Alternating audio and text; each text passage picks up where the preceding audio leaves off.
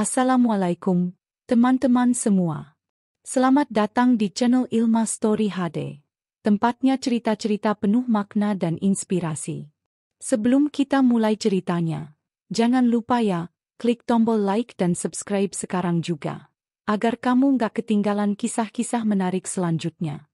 Semoga yang like dan subscribe selalu diberi kesehatan, dimudahkan rezekinya, dan hidupnya penuh berkah. Amin. Dan yuk, absen dulu di kolom komentar. Tulis kamu nonton dari daerah mana. Biar kita tahu, Ilma Story HD ditonton dari seluruh penjuru Indonesia, bahkan dunia. Kalau sudah siap, ini dia kisahnya. Senja itu memeluk kota dengan kehangatan jingga, seolah merayakan setiap detak kebahagiaan yang bersemi di dalam sebuah penthouse modern di jantung pusat bisnis.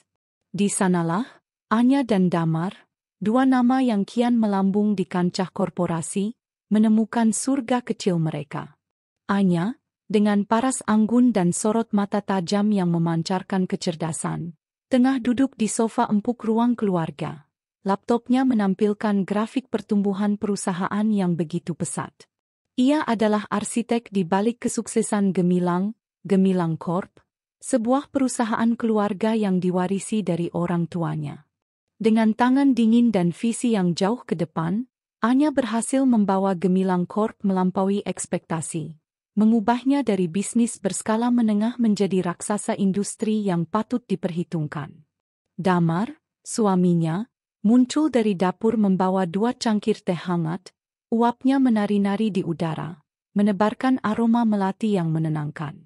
Tubuhnya tinggi tegap, dengan senyum menawan yang selalu berhasil meluluhkan hati Anya. Ia mendekat, memeluk Anya dari belakang, dagunya bersandar di bahu istrinya. "Lihatlah, sayang. Angka-angka ini berbicara banyak tentang kerja kerasmu," bisik Damar, suaranya dipenuhi kekaguman yang tulus.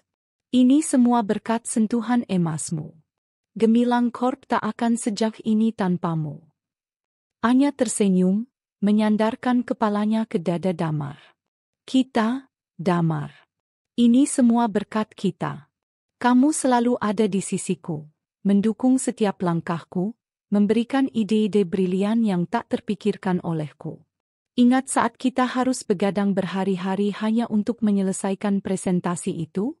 Atau saat kita berdebat sengit tentang strategi pemasaran yang paling efektif?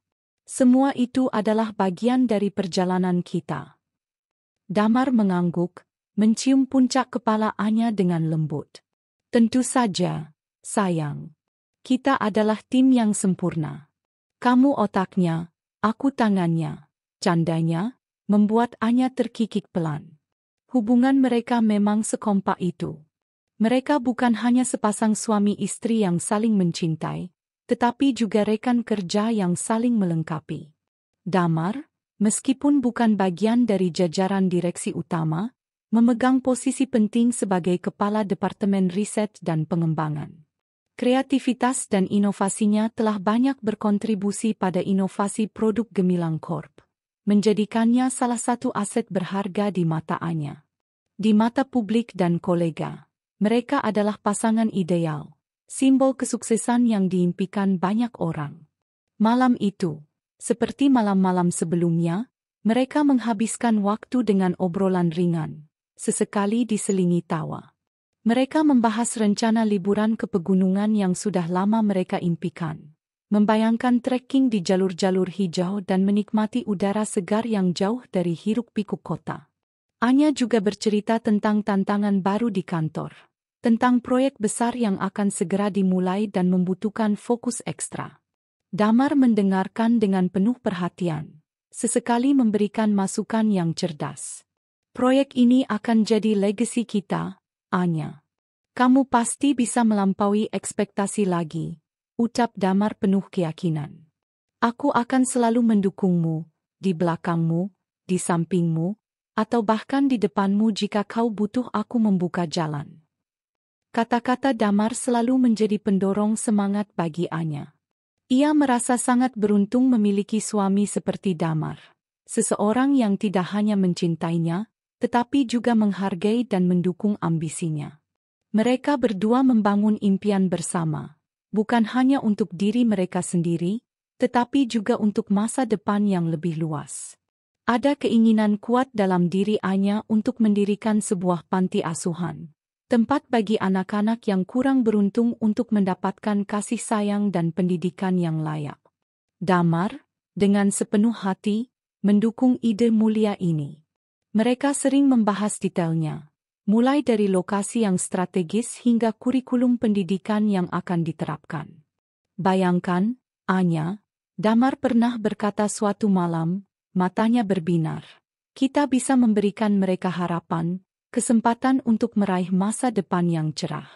Itu akan jadi pencapaian terbesar kita, melebihi keuntungan miliaran rupiah sekalipun. Anya setuju. Baginya, kekayaan materi hanyalah alat, bukan tujuan akhir. Tujuan utamanya adalah menciptakan dampak positif bagi masyarakat. Dan Damar adalah rekan seperjalanan terbaik dalam mewujudkan visi itu. Kehidupan mereka bagaikan lukisan sempurna. Setiap goresan warnanya harmonis dan penuh makna. Rutinitas pagi mereka selalu diawali dengan sarapan bersama di balkon apartemen. Menikmati pemandangan kota yang perlahan terbangun, ditemani secangkir kopi dan koran pagi. Mereka selalu menyempatkan diri untuk berolahraga bersama. Entah itu lari pagi di taman dekat apartemen atau sesi yoga di gym pribadi mereka. Anya seringkali memasak makan malam untuk Damar, meskipun jadwalnya padat. Baginya, menyiapkan makanan adalah salah satu bentuk kasih sayang. Damar pun tak kalah romantis. Ia sering pulang membawa bunga kesukaan Anya, atau kejutan kecil yang mampu membuat senyum Anya merekah. Mereka seringkali menghabiskan malam minggu dengan menonton film, membaca buku bersama, atau sekadar berbincang tentang hari-hari mereka. Ada keintiman dan rasa saling percaya yang mendalam di antara mereka. Fondasi kokoh yang mereka yakini tak akan tergoyahkan. Setiap pujian yang Damar berikan kepada Anya terasa begitu tulus. Ia bangga dengan pencapaian istrinya, tidak pernah merasa terancam atau cemburu. Justru sebaliknya, Damar selalu menjadi promotor terbaik bagi Anya, menceritakan kehebatan Anya kepada siapapun yang ia temui. Di setiap pertemuan sosial, Damar selalu memperkenalkan Anya dengan senyum lebar. Ini istriku, Anya. CEO Gemilang Corp.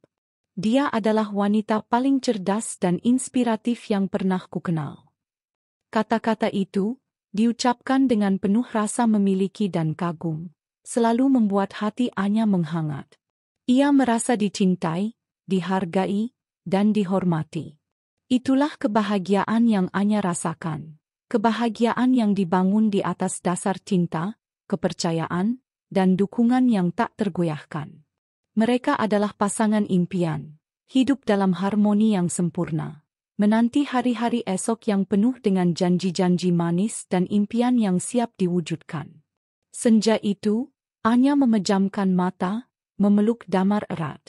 Ia tahu, masa depan mereka akan selalu terang benderang, dipenuhi cinta dan keberhasilan. Suasana di aula Grand Ballroom Hotel Bintang 5 itu gemerlap, dipenuhi tawa dan obrolan riuh rendah.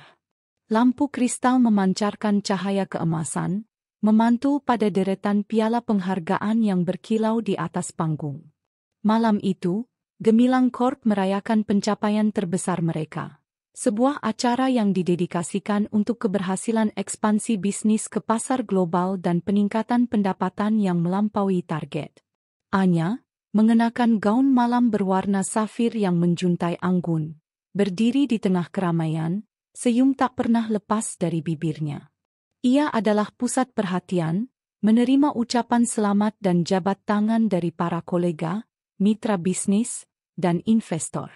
Pujian mengalir deras, mengagumi kepemimpinannya yang visioner dan kemampuannya mengubah tantangan menjadi peluang emas. Anya, Anda telah melakukan hal yang luar biasa, seru seorang investor senior, matanya berbinar kagum. Gemilang Corp di tangan Anda adalah jaminan kesuksesan. Anya hanya tersenyum rendah hati. Meskipun dalam hatinya ia merasakan gelombang kebanggaan yang meluap. Di sampingnya, Damar berdiri gagah dalam setelan tuxedo hitamnya. Senyum bangga tak kalah lebar. Ia menatap Anya dengan tatapan penuh puja, seolah seluruh kesuksesan yang ada di ruangan itu adalah miliknya juga. Setiap kali ada yang menghampiri mereka, Damar tak segan-segan untuk menimpali. Ini semua berkat kerja keras istri saya, Anya. Dialah arsitek di balik semua ini. Ia begitu antusias memperkenalkan Anya kepada setiap kolega penting yang datang, dari para CEO perusahaan multinasional hingga Menteri Perdagangan. Bapak Direktur, izinkan saya memperkenalkan istri saya, Anya. Dialah pimpinan gemilang Corp yang luar biasa, ucap Damar dengan nada penuh kekaguman, seolah ingin dunia tahu betapa hebatnya wanita di sampingnya ini. Anya, yang biasanya merasa tanggung di bawah sorotan, merasa nyaman dengan kehadiran Damar. Dukungan suaminya memberinya kekuatan dan kepercayaan diri ekstra. Kehadiran Damar di sampingnya adalah validasi terbaik, bukti bahwa ia memiliki pasangan yang sepenuhnya mendukung dan bangga padanya. Puncak acara tiba. Nama Anya dipanggil untuk menerima penghargaan CEO of the Year yang bergengsi. Sorot lampu menyorotnya saat ia melangkah anggun ke atas panggung. Tepuk tangan membahana memenuhi ruangan. Anya menerima piala itu dengan senyum tulus, hatinya berdesir haru. Di pidatonya, ia tidak lupa untuk menyebutkan peran besar seluruh tim, dan tentu saja, Damar. Penghargaan ini bukan hanya untuk saya, katanya, suaranya menggelegar namun tetap lembut. Ini untuk seluruh tim Gemilang Corp yang luar biasa, untuk dedikasi dan kerja keras kalian. Dan tentu saja, untuk suami saya, Damar, yang selalu menjadi sistem pendukung terbaik saya, ideator brilian, dan pendorong semangat di setiap langkah. Tanpa kalian semua, malam ini tidak akan pernah ada. Kata-kata Anya disambut tepuk tangan yang lebih meriah, dan ia bisa melihat Damar tersenyum lebar dari barisan depan, matanya berkaca-kaca. Setelah seremoni penghargaan, pesta berlanjut dengan hidangan lezat dan hiburan musik yang meriah. Anya dan Damar berkeliling, menyapa tamu-tamu penting. Obrolan mereka berputar seputar kesuksesan perusahaan, rencana ekspansi ke depan, dan proyek-proyek inovatif yang sedang digarap. Beberapa kolega mendekati Damar, memuji kontribusinya pada Departemen R&D. Ide-ide Anda di bidang AI dan Big Data benar-benar revolusioner, Pak Damar, kata seorang manajer operasional. Produk-produk baru kita jadi selangkah lebih maju dari kompetitor. Damar tersenyum, mengangguk bangga. Ia memang ahli dalam riset dan pengembangan. Kemampuannya menganalisis tren pasar dan menciptakan solusi inovatif adalah salah satu kunci sukses perusahaan. Di tengah keramaian, Anya menyadari bahwa perhatian Damar sedikit teralihkan. Matanya beberapa kali tertuju ke arah pintu masuk, seolah menunggu seseorang. Anya mengira itu mungkin klien penting yang terlambat datang, jadi ia tidak terlalu memikirkannya. Namun, tak lama kemudian, seorang wanita muda muncul. Dia adalah Kirana, karyawan baru di Departemen Pemasaran, yang baru bergabung beberapa bulan terakhir. Anya mengenali Kirana sebagai sosok yang cekatan dan cerdas, direkrut langsung oleh Damar atas dasar rekomendasi seorang kolega. Kirana memang memiliki aura yang menarik, posturnya semampai, dengan rambut hitam panjang terurai dan senyum yang memikat. Anya menyadari bahwa Kirana datang terlambat, tetapi ia tidak terlalu mempermasalahkan hal itu. Yang menarik perhatian Anya adalah bagaimana Damar menyambut Kirana. Ada senyum yang sedikit berbeda di wajah Damar. Sebuah senyum yang lebih ramah dari sekadar kolega biasa. Anya melihat Damar mengangguk ke arah Kirana. Gestur kecil yang hampir tak terlihat, namun entah mengapa, menangkap perhatian Anya. Siapa itu? Tanya seorang klien wanita di samping Anya, menunjuk ke arah Kirana yang baru saja bergabung dengan beberapa karyawan lain. Oh, dia Kirana. karyawan baru di Departemen Pemasaran. Damar yang merekrutnya, jawab Anya santai. Klien itu mengangguk, lalu melanjutkan obrolan mereka tentang proyek selanjutnya. Namun, di benak Anya, ada sebersit pikiran kecil yang melintas. Ia melihat Damar sesekali melirik ke arah Kirana, dan Kirana pun tampak beberapa kali mencuri pandang ke arah Damar. Anya mencoba menepis perasaan itu. Mungkin hanya perasaanku saja, bisiknya dalam hati. Ia percaya penuh pada Damar. Hubungan mereka terlalu kuat untuk digoyahkan oleh hal-hal kecil seperti ini. Pesta terus berlangsung hingga larut malam. Anya dan Damar menjadi pasangan terakhir yang meninggalkan ballroom, masih dihantui euforia kesuksesan. Di dalam mobil, Damar menggenggam tangan Anya erat. "Aku sangat bangga padamu, sayang. Kamu luar biasa," katanya, suaranya serak karena kelelahan namun tetap penuh cinta. Anya tersenyum, menyandarkan kepalanya di bahu Damar. "Kita berhasil, Damar. Kita berhasil. Ini adalah awal dari banyak kesuksesan lainnya." Malam itu, mereka kembali ke penthouse mereka dengan hati yang penuh kebahagiaan, tidak menyadari bahwa di balik gemerlap pesta dan pujian yang melimpah, ada bayangan tipis yang mulai menyusup, bayangan yang akan menguji kekuatan fondasi rumah tangga mereka. Mereka tertidur pulas, memimpikan masa depan yang cerah, tanpa sedikit pun curiga akan badai yang perlahan-lahan mulai terbentuk di cakrawala. Pagi itu, mentari bersinar cerah menembus jendela kaca penthouse, menerangi tumpukan majalah bisnis yang berserakan di meja kopi. Wajah Anya dan Damar terpampang di halaman sampul beberapa majalah terkemuka, disertai judul-judul bombastis tentang kesuksesan gemilang Corp. Mereka duduk di balkon, ditemani secangkir teh hijau hangat dan tumpukan dokumen rencana bisnis. Suasana tenang dan penuh kehangatan. "Lihat ini, Damar," kata Anya, menunjuk sebuah artikel tentang potensi pasar baru di Asia Tenggara. "Aku rasa ini saat yang tepat untuk mempertimbangkan ekspansi besar-besaran ke sana. Infrastruktur kita sudah siap, tim juga sudah solid." Damar mengangguk, matanya fokus pada data proyeksi keuangan. "Aku setuju. Tim riset kita juga sudah mengumpulkan data yang sangat menjanjikan tentang daya beli di beberapa negara tersebut. Tapi, kita harus ekstra hati-hati dalam memilih mitra lokal. Kredibilitas adalah segalanya." Diskusi mereka berlanjut, dipenuhi dengan ide-ide brilian dan strategi yang matang. Mereka memetakan rencana 5 tahun ke depan untuk Gemilang Corp, termasuk inovasi produk baru, peningkatan kapasitas produksi, dan tentunya, penetrasi pasar internasional yang lebih agresif. Anya, dengan kepemimpinan yang tegas namun fleksibel, selalu terbuka terhadap masukan Damar. Damar, di sisi lain, sangat menghargai visi Anya yang jauh ke depan. Mereka adalah tandem yang sempurna, saling melengkapi kekuatan dan kelemahan masing-masing.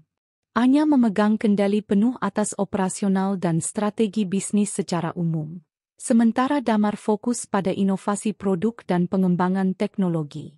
Dengan ini, kita tidak hanya akan menjadi pemimpin pasar di dalam negeri, tapi juga pemain kunci di regional, ujar Anya penuh keyakinan, menatap Damar dengan binar di matanya. "Dan bayangkan dampaknya untuk impian kita yang lain." Damar tahu apa yang dimaksud Anya. Impian yang lebih besar, yang melampaui angka-angka keuntungan dan dominasi pasar, panti asuhan. Ini adalah proyek yang sangat dekat di hati Anya.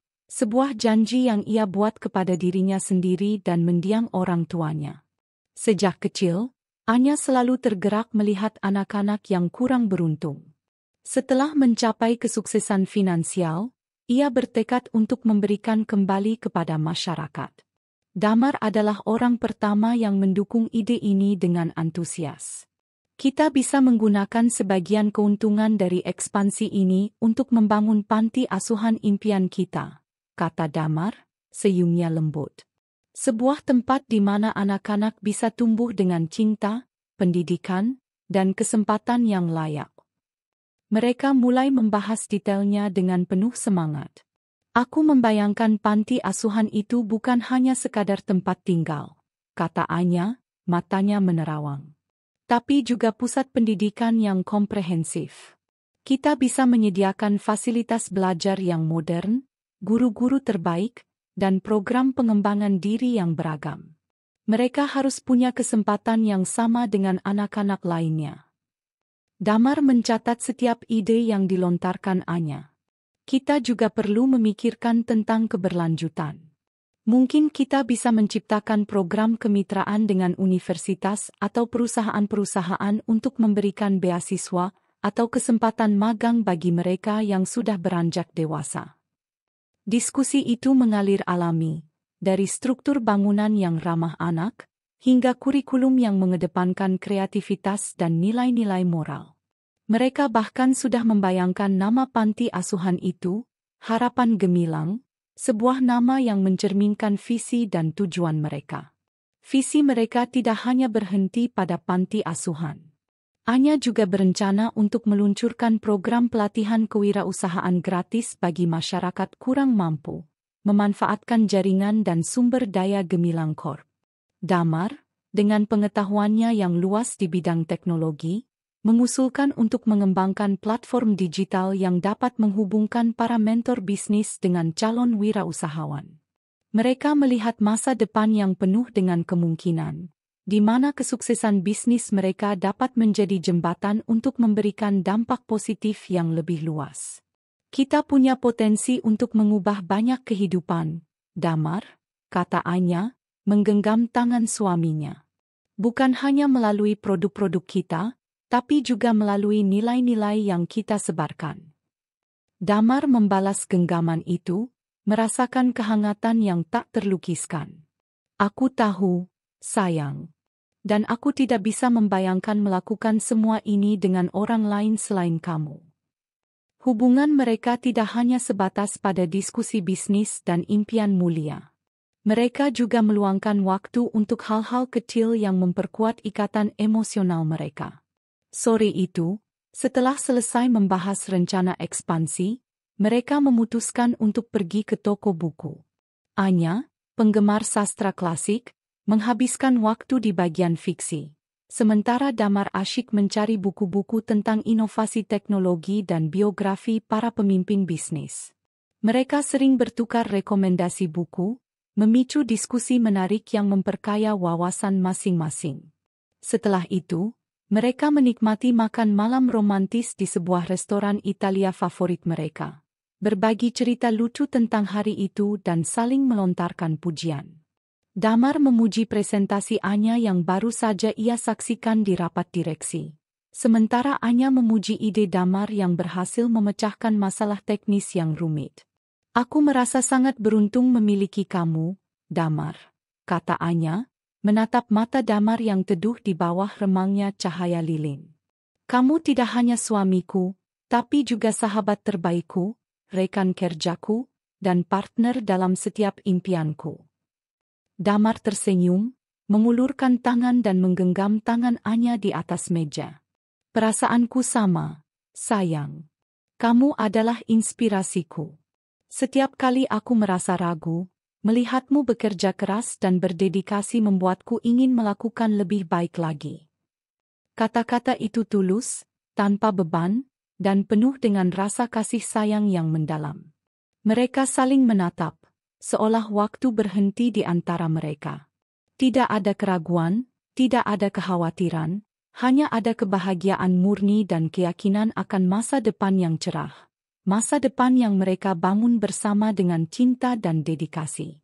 Mereka adalah potret sempurna dari sebuah rumah tangga yang inspiratif, di mana cinta, ambisi, dan kemanusiaan menyatu dalam sebuah harmoni yang indah. Beberapa minggu berlalu sejak pesta perayaan kesuksesan Gemilang Corp. Ritme kerja di kantor kembali normal, namun dengan semangat yang lebih membara setelah pencapaian besar. Pagi itu, Anya memimpin rapat strategi bulanan di ruang konferensi utama. Para kepala departemen duduk melingkar. presentasi proyeksi penjualan terpampang di layar proyektor. Damar, duduk di seberang Anya, sesekali melemparkan senyum dan anggukan setuju saat Anya memaparkan ide-ide briliannya. Suasana rapat berjalan lancar, penuh dengan diskusi konstruktif dan pengambilan keputusan yang efisien. Hingga di sesi presentasi Departemen Pemasaran, mata Anya tanpa sengaja menangkap sosok Kirana. Kirana duduk di barisan belakang, menyimak dengan saksama. Wajahnya yang cantik dan ekspresif sesekali tersenyum ke arah Damar yang sedang menjelaskan poin teknis terkait pengembangan produk baru. Senyum itu, bagi Anya, terasa sedikit terlalu pribadi untuk seorang bawahan. Anya mencoba mengenyahkan pikiran itu. Mungkin hanya perasaannya saja, atau mungkin Kirana memang tipe orang yang ramah dan ekspresif. Namun, seiring berjalannya rapat, Anya menyadari beberapa interaksi kecil yang mengganggu. Damar sesekali melirik ke arah Kirana, dan Kirana dengan cepat membalas tatapan itu dengan senyum tipis. Ketika Damar mengajukan pertanyaan kepada Departemen Pemasaran, tatapannya cenderung tertuju pada Kirana, seolah mencari konfirmasi atau persetujuan. Kirana pun terlihat lebih aktif menanggapi Damar daripada manajernya sendiri. Anya merasa sedikit tidak nyaman, namun ia berusaha keras untuk tetap profesional. Mungkin Damar hanya ingin memastikan Kirana, sebagai karyawan baru, benar-benar memahami arah diskusi, pikir Anya, berusaha meyakinkan dirinya sendiri. Setelah rapat selesai, Anya melihat Damar dan Kirana sempat berbincang singkat di sudut ruangan. Mereka tertawa pelan, gestur tubuh Kirana terlihat santai dan akrab. Anya tidak bisa mendengar apa yang mereka bicarakan, tetapi melihat keakraban itu entah mengapa mengusik benaknya. Ia kemudian mendekat, berusaha bersikap biasa saja. "Ada apa, Damar?" "Kirana, ada yang bisa kubantu?" tanya Anya dengan senyum ramah, mencoba mengikis rasa cemburu yang tiba-tiba muncul. Damar dan Kirana tampak sedikit terkejut dengan kehadiran Anya. Senyum mereka sedikit memudar. "Ah, tidak, sayang," jawab Damar cepat. "Hanya diskusi kecil tentang presentasi tadi. Kirana punya beberapa ide segar tentang kampanye pemasaran selanjutnya." Kirana mengangguk. Senyumnya kembali terkembang, meskipun terlihat sedikit gugup. "Betul sekali, Bu Anya. Pak Damar sangat membantu memberikan masukan." Anya mengangguk. "Baguslah kalau begitu. Pastikan idenya sesuai dengan strategi besar kita, ya." Ia kemudian pamit untuk melanjutkan pekerjaannya, meninggalkan Damar dan Kirana yang tampak sedikit canggung. Sepanjang hari itu, bayangan interaksi Damar dan Kirana terus berputar di benak Anya. Ia mengenal Damar luar dalam, setiap ekspresi, setiap gestur. Ada sesuatu yang berbeda dalam cara Damar berinteraksi dengan Kirana, sesuatu yang lebih dari sekadar hubungan atasan-bawahan. Namun, Anya adalah wanita rasional. Ia menepis pikiran-pikiran negatif itu dengan cepat. "Ini konyol," gumamnya pada diri sendiri di dalam kantornya. "Damar tidak akan pernah melakukan hal seperti itu. Kami memiliki segalanya, mimpi-mimpi besar yang kami bangun bersama." Ia mencoba fokus pada tumpukan laporan di mejanya, namun konsentrasinya sedikit terpecah.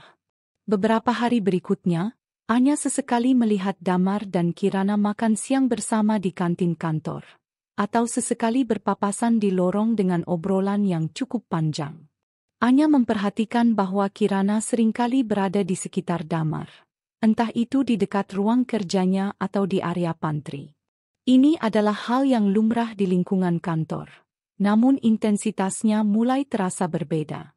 Anya menyadari bahwa Kirana sering membawa makanan atau minuman untuk Damar, sesuatu yang biasanya hanya dilakukan oleh asisten pribadi Damar.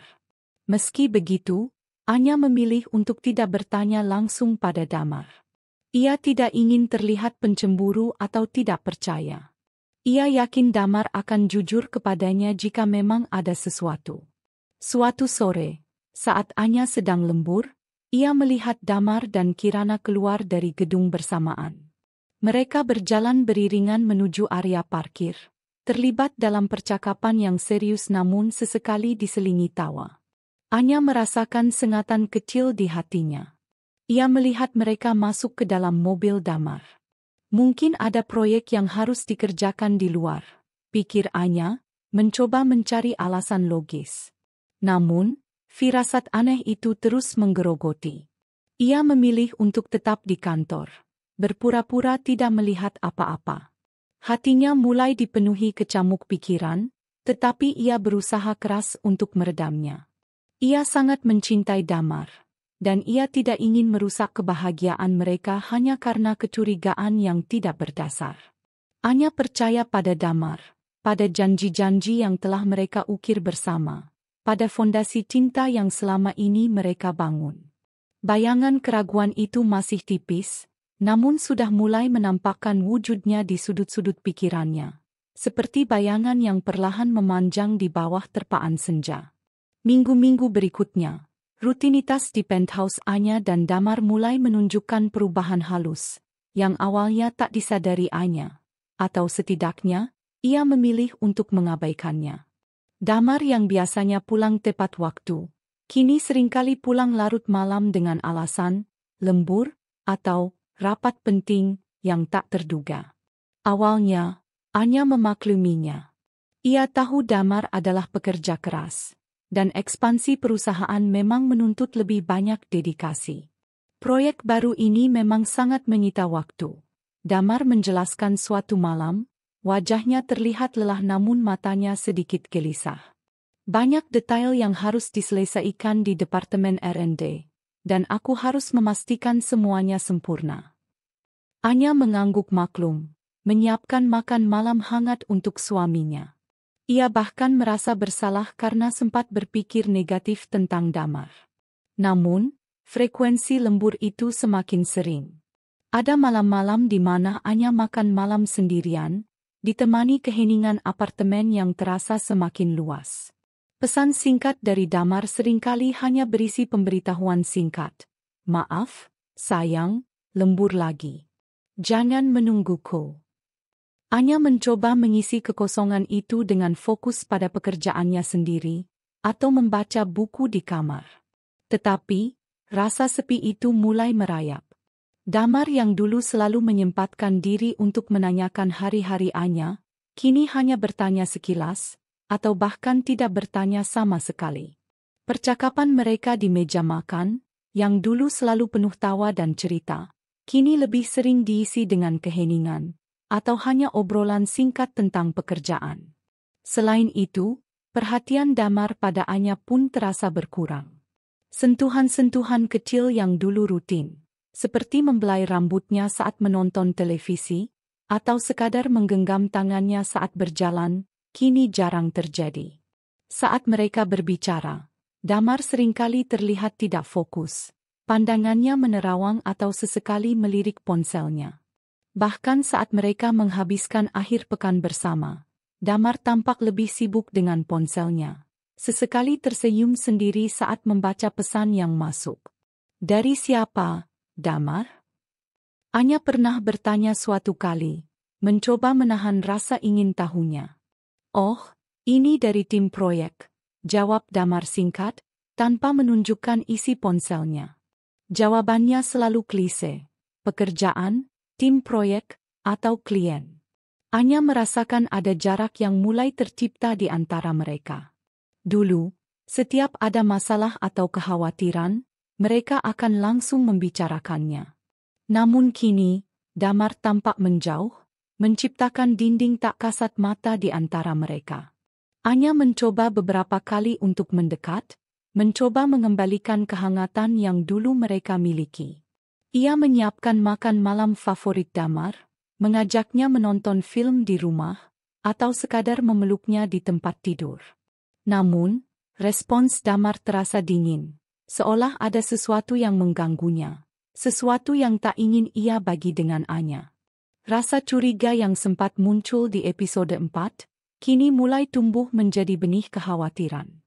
Anya mengingat kembali interaksi Damar dan Kirana di kantor. Apakah ini ada hubungannya? Anya mencoba mengamati Damar lebih cermat. Ia menyadari bahwa Damar lebih sering memakai parfum yang berbeda. Rambutnya selalu tertata rapi, dan ia tampak lebih memperhatikan penampilannya. Ada juga perubahan kecil dalam kebiasaan tidur Damar. Ia sering terbangun di tengah malam, meraih ponselnya, dan mengetik pesan. Saat Anya bertanya, Damar selalu mengatakan itu pesan dari tim di luar negeri atau urusan pekerjaan mendesak. Suatu malam, Anya terbangun karena suara notifikasi ponsel Damar yang berada di meja nakas. Awalnya ia mencoba mengabaikannya, tetapi suara itu terus berulang. Dengan hati-hati, ia melirik ke layar ponsel Damar yang menyala. Ada pesan dari nomor yang tidak dikenal, berisi emoji hati dan kalimat singkat. Mimpi indah, sayangku. Sampai jumpa besok. Jantung Anya berdegup kencang. Ia segera menepis pikiran buruk itu. Mungkin itu pesan dari teman lama Damar, atau salah kirim. Ia berusaha menenangkan diri. Namun, rasa cemas itu tak bisa lagi dibendung. Otaknya mulai merangkai kepingan-kepingan puzzle yang selama ini ia abaikan. Lembur yang berlebihan, kurangnya perhatian, dan kini pesan misterius ini. Anya merasa dilema. Haruskah ia bertanya langsung pada Damar? Atau haruskah ia mencari tahu sendiri? Ia tidak ingin merusak kepercayaan yang telah mereka bangun. Namun, di sisi lain, ketidakpastian ini mulai menyiksa batinnya. Ia merasa kebahagiaan mereka, yang dulu begitu kokoh, kini perlahan terkikis oleh perubahan-perubahan kecil yang terabaikan. Malam itu, Anya tidak bisa tidur. Ia memandangi Damar yang tertidur pulas di sampingnya. Wajahnya terlihat damai, seolah tidak ada beban. Namun, di benak Anya, bayangan perubahan itu terus menari-nari, mengusik ketenangan hatinya, dan perlahan menumbuhkan ketakutan akan kebenaran yang mungkin terlalu pahit untuk dihadapi. Hari itu, Anya memutuskan untuk mengambil jeda sejenak dari kesibukan kantornya. Ia butuh udara segar, sekadar menenangkan pikiran yang belakangan terasa riuh dengan berbagai kecurigaan. Ia memilih sebuah kafe yang terletak agak jauh dari distrik perkantoran, tempat yang tenang dengan nuansa nyaman, sering menjadi pelariannya saat ingin menyendiri. Ia memesan latte favoritnya dan mencari meja di sudut, dekat jendela, di mana ia bisa mengamati hiruk-pikuk kota tanpa terlalu terlibat. Anya mengeluarkan buku dari tasnya, berharap bisa menenggelamkan diri dalam cerita fiksi untuk sesaat, melupakan bayangan-bayangan yang menghantuinya. Namun, takdir punya rencana lain. Saat Anya sedang menyesap kopinya, pandangannya tanpa sengaja tertuju ke salah satu meja di bagian dalam kafe. Jantungnya serasa berhenti berdetak. Di sana, duduklah Damar, suaminya, yang seharusnya sedang rapat di kantor menurut pesannya pagi ini. Dan yang lebih mengejutkan, di depannya duduk Kirana, karyawan baru yang selama ini menjadi sumber kegelisahan Anya. Mereka tampak larut dalam obrolan, kepala mereka sesekali berdekatan, tawa Kirana terdengar renyah, dan Damar tersenyum lembut. Senyum yang Anya kenal betul. Senyum yang seharusnya hanya ditujukan untuknya. Ponsel Damar tergeletak di meja, layarnya sesekali menyala. Anya melihat Damar menggeser ponselnya seolah menyembunyikan sesuatu saat pelayan mendekat. Ia juga memperhatikan gestur tubuh mereka. Kirana sesekali menyentuh lengan Damar saat berbicara. Sebuah sentuhan kecil yang penuh keakraban, bukan sekadar profesionalisme. Damar, di sisi lain, tidak menunjukkan tanda-tanda ketidaknyamanan. Malah sesekali membalas sentuhan itu dengan isyarat yang sama. Momen itu terasa seperti adegan lambat dalam sebuah film. Setiap detail terekam jelas di benak Anya. Ia melihat bagaimana Damar mengambil sehelai tisu dan membersihkan sudut bibir Kirana yang belepotan krim dari kue yang mereka makan. Gestur itu begitu intim. Lebih dari sekadar pertemanan, jauh dari sekadar hubungan atasan bawahan. Napas Anya tertahan di tenggorokannya. Buku di tangannya terasa berat, dan latte di depannya mendingin. Ia merasakan gelombang mual dan pening yang menyerang. Semua kecurigaan yang selama ini ia tepis, semua firasat buruk yang ia abaikan, kini menjelma menjadi kenyataan yang pahit dan menusuk. Ini bukan lagi sekadar perubahan kecil. Bukan lagi sekadar perasaan cemburu tak berdasar. Ini adalah pengkhianatan. Damar berbohong padanya, mengatakan ada rapat penting di kantor. Sementara ia berada di sini, makan siang romantis dengan wanita lain.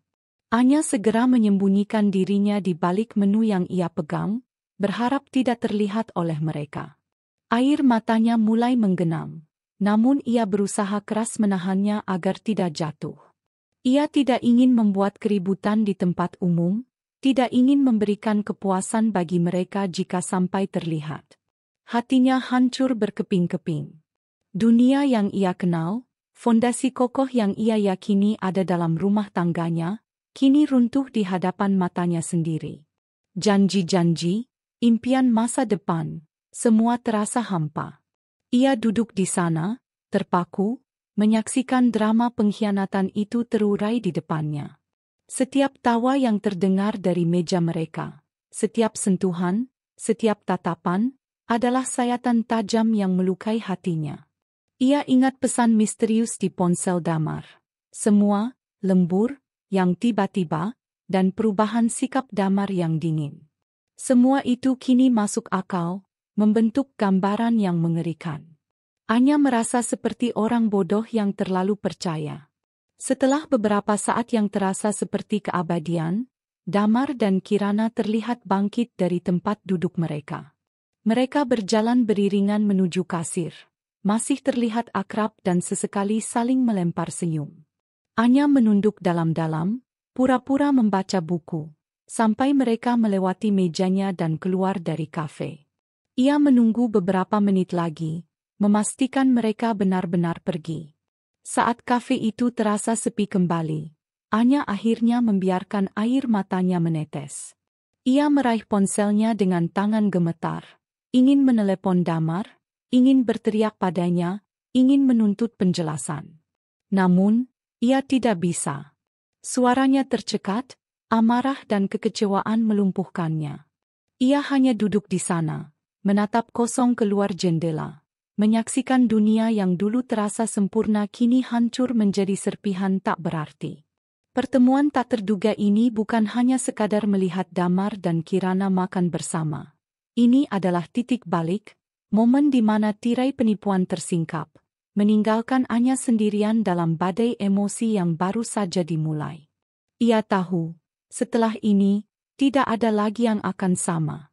Malam itu, aula mewah yang sama tempat Anya dan Damar merayakan kesuksesan gemilang Corp beberapa waktu lalu, kini kembali menjadi saksi bisu. Acara gala tahunan perusahaan, yang selalu menjadi puncak perayaan bagi seluruh karyawan, terasa lebih meriah dari biasanya. Namun, bagi Anya, setiap detail kemewahan itu terasa seperti ilusi. Gaun malamnya, yang dulu terasa anggun, kini terasa berat membebani. Senyum di bibirnya terasa palsu, menyembunyikan badai yang berkecamuk di dalam hatinya. Sejak kejadian di kafe, Anya hidup dalam gejolak batin.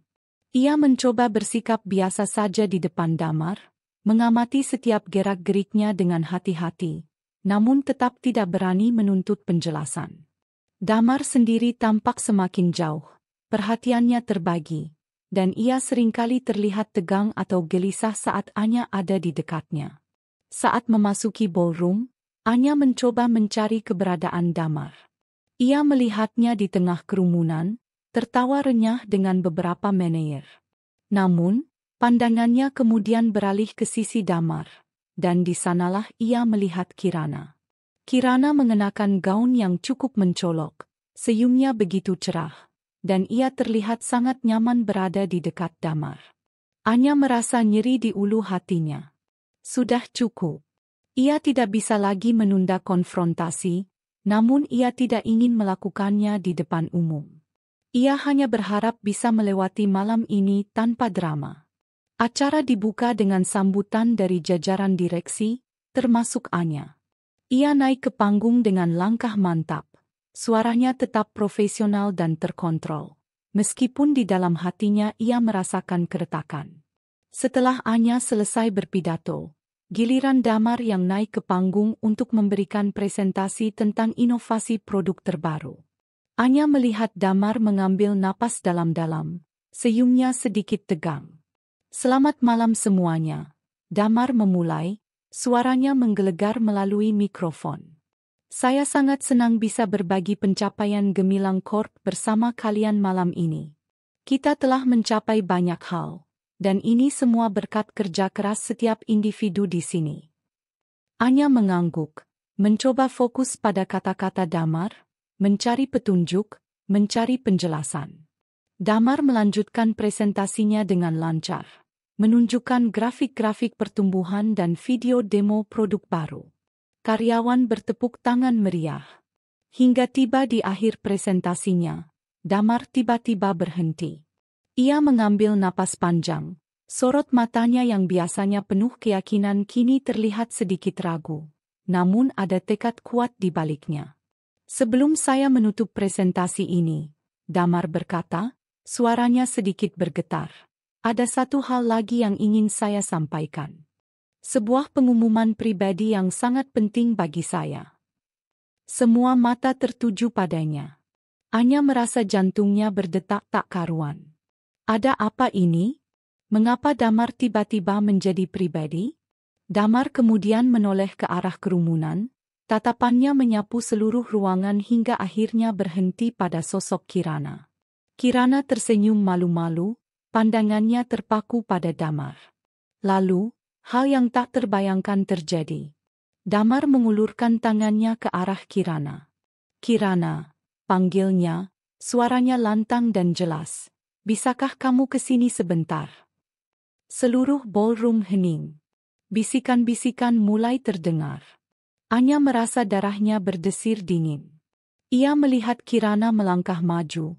Wajahnya memerah namun matanya berbinar. Kirana naik ke panggung, berdiri di samping Damar. Damar kemudian meraih tangan Kirana, menggenggamnya erat. Saya ingin memperkenalkan kepada kalian semua, kata Damar, tatapannya kembali ke arah audiens. Kini dengan senyum yang lebih lebar dan percaya diri, wanita luar biasa ini. Dia adalah Kirana. Anya merasa lututnya lemas. Ia tidak bisa bernapas.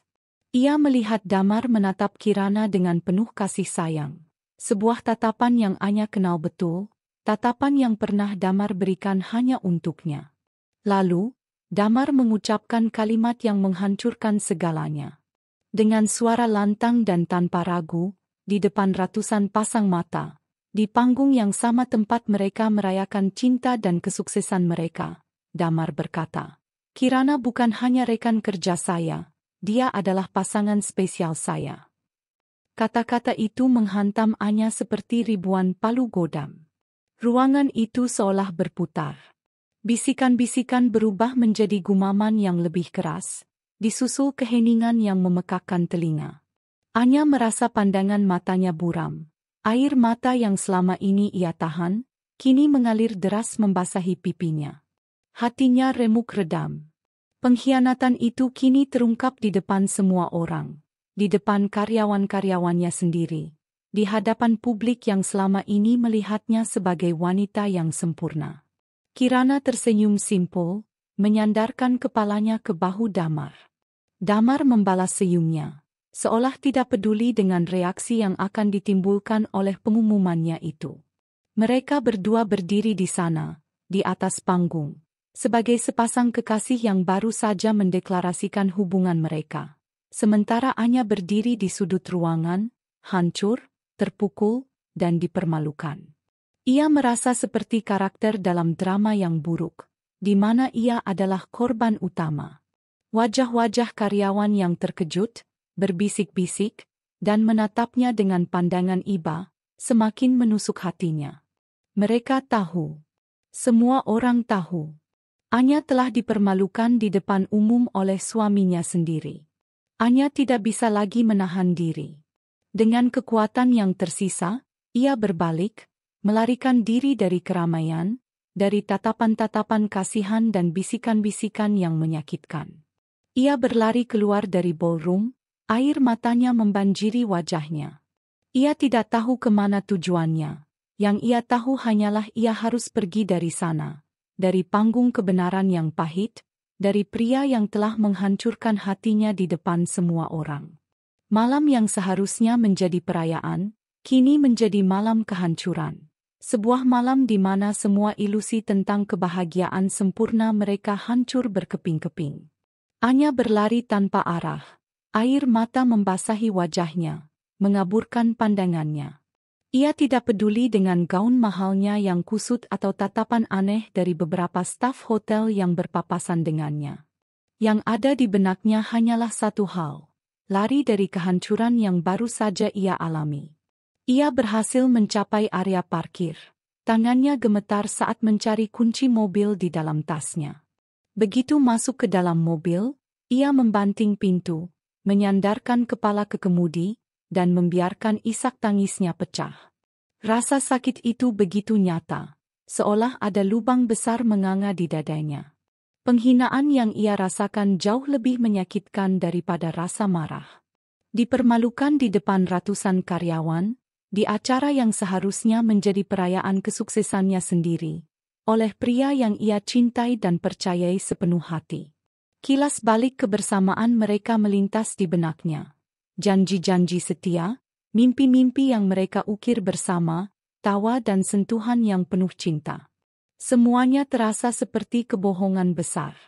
Ia mengemudi pulang dengan kecepatan tinggi, tanpa memedulikan batas laju. Jalanan malam yang sepi menjadi saksi bisu kehancuran hatinya. Sesampainya di penthouse, ia membanting pintu, melemparkan tasnya ke sembarang arah. Lampu-lampu terang di ruang tamu terasa menyilaukan, seolah mengejek kegelapan di dalam dirinya. Anya berjalan mondar-mandir. Napasnya memburu, otaknya dipenuhi amarah yang membara. Ia meraih vas bunga kristal di meja dan melemparkannya ke dinding, pecah berkeping-keping. Suara pecahan itu seolah mewakili suara hatinya yang hancur. Tidak lama kemudian, suara lift terbuka. Damar masuk ke dalam penthouse, wajahnya terlihat cemas dan sedikit terkejut melihat kekacauan di ruang tamu. Anya? Ada apa ini? Kenapa kamu pulang duluan? Aku mencarimu. Katanya, langkahnya terhenti saat melihat mata Anya yang merah dan bengkak. Amarah Anya meledak. Mencari? Mencari apa, Damar? Mencari kebohongan lain untuk kau sampaikan padaku? Teriak Anya, suaranya serak karena menangis. Damar terdiam, ekspresinya berubah menjadi bersalah. Anya, dengarkan aku. Aku bisa jelaskan. Jelaskan apa? Jelaskan bagaimana kau mempermalukanku di depan semua orang? Jelaskan bagaimana kau berani menyebut wanita lain, pasangan spesialmu, di panggung yang sama tempat kita merayakan cinta kita. Jelaskan tentang pesan-pesan misterius itu. Jelaskan tentang makan siang di kafe itu. Anya tidak bisa menahan diri. Semua rasa sakit, kekecewaan, dan amarah yang selama ini ia pendam, kini tumpah ruah. Damar menghela napas, mencoba menenangkan Anya. Anya, ini tidak semudah yang kau pikirkan. Aku hilaf. Aku tahu aku salah. Aku sangat menyesal. Menyesal? Mudah sekali kau mengucapkan itu, Damar. Apa yang kau lakukan padaku ini bukan hanya sekadar hilaf. Ini pengkhianatan. Ini penghancuran. Kau menghancurkan segalanya yang kita bangun. Anya menunjuk ke arah Damar dengan jari gemetar. Fondasi rumah tangga kita, kepercayaan yang kuberi padamu, impian-impian kita, semuanya hancur. Aku tahu, Anya. Aku tahu aku sangat bersalah. Aku tidak bisa memaafkan diriku sendiri. Tapi Kirana, dia berbeda. Aku tidak tahu bagaimana ini bisa terjadi. Aku jatuh cinta padanya. Pengakuan Damar bagai petir di siang bolong. Hati Anya kembali tertusuk. Ia tidak menyangka Damar akan mengucapkan kalimat itu. Jatuh cinta? Jadi ini bukan main-main? Ini serius. Lantas, bagaimana denganku, Damar? Bagaimana dengan pernikahan kita? Bagaimana dengan semua yang telah kita lalui? Aku tidak tahu, Anya. Aku bingung. Aku minta maaf. Aku tahu aku menyakitimu. Aku akan melakukan apa saja untuk memperbaikinya, kata Damar, nada suaranya memohon. Anya tertawa hambar. Air mata kembali mengalir. Memperbaikinya? Kau pikir semua ini bisa diperbaiki? Kau sudah menghancurkan kepercayaanku, Damar. Kau sudah menginjak-injak harga diriku. Aku tidak akan pernah bisa percaya padamu lagi. Pertengkaran itu berlangsung hingga dini hari, dipenuhi dengan tuduhan, penyesalan, dan pengakuan yang menyakitkan. Anya meluapkan semua kemarahannya, semua kekecewaannya. Ia bertanya mengapa Damar tega melakukan ini padanya, setelah semua yang mereka bangun bersama. Damar hanya bisa tertunduk, sesekali mengangkat kepala untuk mengucapkan permintaan maaf yang terdengar hampa di telinga Anya. Pada satu titik, Damar mencoba meraih tangan Anya, namun Anya menepisnya dengan kasar. Jangan sentuh aku, teriak Anya. Aku jijik padamu. Aku jijik dengan apa yang telah kau lakukan. Aku tidak bermaksud menyakitimu, Anya. Aku tidak tahu bagaimana menjelaskannya, kata Damar frustrasi. Tidak perlu dijelaskan. Aku sudah melihatnya sendiri. Aku sudah mendengar pengakuanmu. Kau tidak perlu menjelaskan apapun lagi. Anya kemudian mengeluarkan kalimat yang selama ini ia coba hindari. Aku tidak bisa lagi hidup seperti ini, Damar. Aku tidak bisa lagi melihatmu. Aku ingin kita berpisah. Aku ingin bercerai. Kata-kata itu menggantung di udara, menciptakan keheningan yang mencekam. Wajah Damar memucat. Cerai? Anya, jangan seperti ini. Kita bisa bicara baik-baik. Kita bisa selesaikan ini. Jangan sampai begini. Tidak ada lagi yang perlu diselesaikan, potong Anya tegas. Kau sudah membuat pilihanmu, Damar. Dan aku juga sudah membuat pilihanku. Aku tidak akan pernah membiarkan diriku diperlakukan seperti ini lagi. Aku tidak akan hidup dalam kebohongan. Malam itu, penthouse yang dulu menjadi saksi kebahagiaan mereka, kini menjadi saksi kehancuran rumah tangga. Suara pecahan vas bunga, isak tangis Anya, dan pertengkaran sengit mereka bergema di antara dinding-dinding mewah. Badai di tengah malam itu bukan hanya sekadar pertengkaran, melainkan akhir dari sebuah babak, dan awal dari sebuah perjalanan baru yang penuh dengan ketidakpastian bagi Anya. Pagi harinya, suasana di Gemilang Corp terasa tegang dan penuh bisikan. Berita tentang pengumuman Damar di gala malam sebelumnya menyebar bagai api di padang rumput kering. Karyawan-karyawan berbisik di lorong, menatap Anya dengan pandangan iba dan simpati campur rasa ingin tahu. Anya tiba di kantor dengan wajah lelah, matanya bengkak, namun ia berusaha keras memasang topeng profesionalisme. Sebagai CEO, ia tahu ia tidak boleh menunjukkan kelemahannya, terutama di tengah krisis seperti ini. Ia harus tetap kuat, bukan hanya untuk dirinya sendiri, tetapi juga untuk ratusan karyawan yang bergantung padanya. Begitu tiba di ruangannya, Anya memanggil kepala HRD, Bapak Budi. Wajah Bapak Budi terlihat khawatir. Selamat pagi, Bu Anya. Saya turut prihatin atas kejadian semalam. Katanya, suaranya ragu-ragu. Anya mengangkat tangan, menghentikan kalimat Bapak Budi. Terima kasih, Pak Budi. Saya mengerti.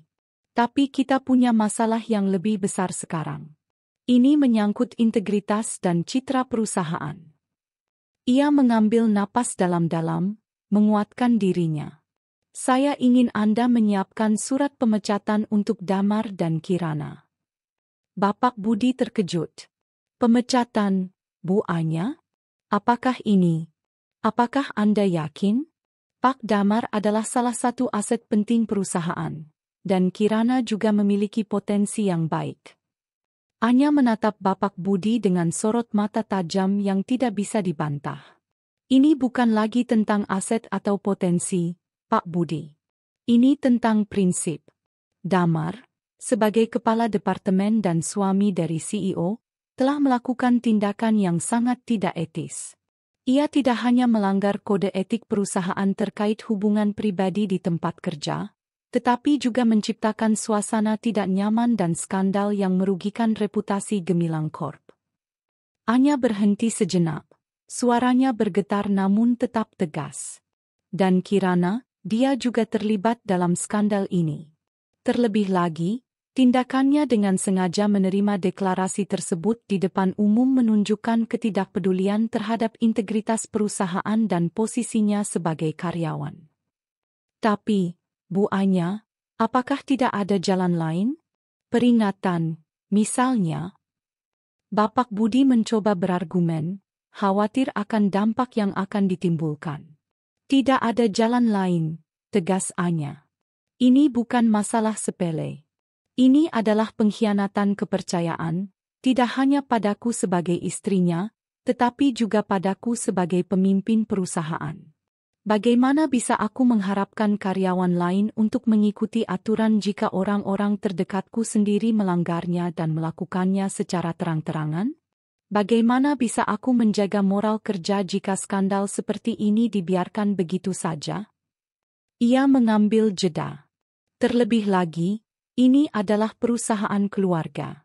Tindakan mereka telah mencoreng nama baik keluarga dan perusahaan yang telah dibangun dengan susah payah oleh orang tuaku. Anya tahu ini adalah keputusan yang sangat berat, mungkin salah satu yang tersulit dalam hidupnya. Memecat Damar berarti memutus semua ikatan, tidak hanya sebagai suami istri tetapi juga sebagai rekan kerja. Rasa sakit di hatinya semakin menjadi-jadi. Namun, ia harus melakukannya. Ini adalah tentang keadilan, tentang menegakkan aturan, dan tentang melindungi perusahaannya dari kerugian reputasi yang lebih besar.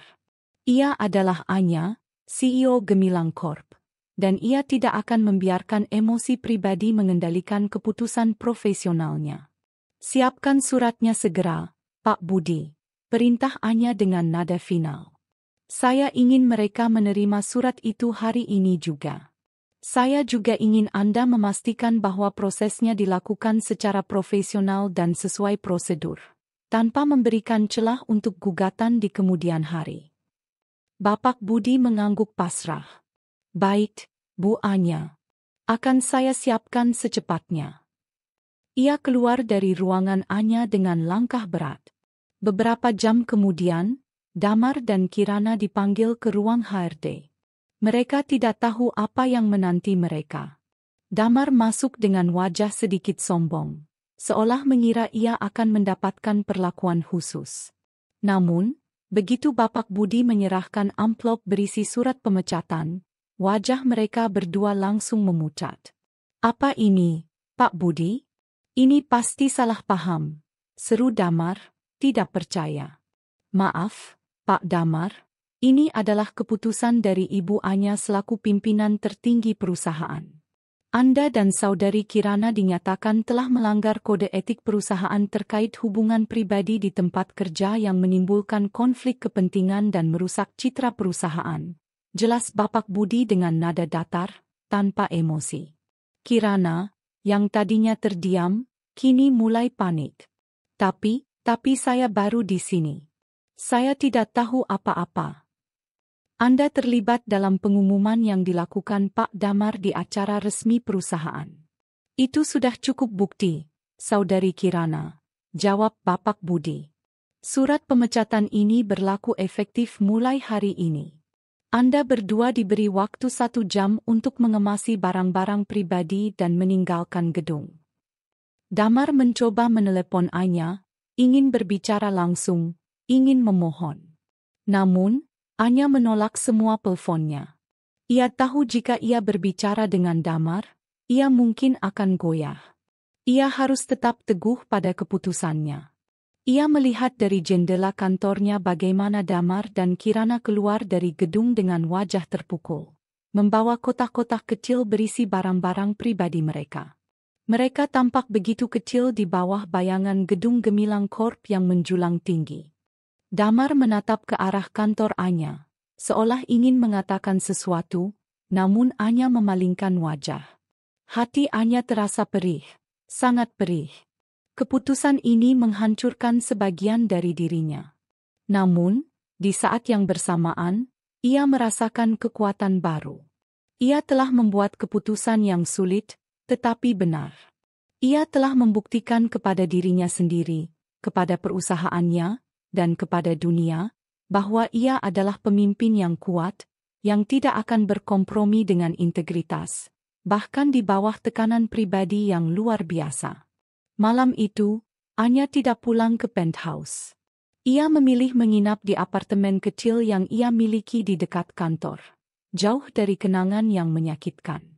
Ia duduk sendiri di kegelapan, membiarkan air mata mengalir, tetapi kali ini, air mata itu bercampur dengan tekad baja. Ini adalah akhir dari sebuah babak yang menyakitkan, dan awal dari perjuangan baru untuk membangun kembali hidupnya dan Gemilang Corp. Setelah keputusan pemecatan Damar dan Kirana, hari-hari berikutnya adalah masa-masa penuh gejolak bagi Anya. Publikasi berita tentang skandal di Gemilang Corp tersebar luas, menjadi perbincangan hangat di kalangan pebisnis dan masyarakat. Gosip beredar di mana-mana, dan Anya harus menghadapi tatapan-tatapan penasaran serta bisikan-bisikan simpati di setiap kesempatan.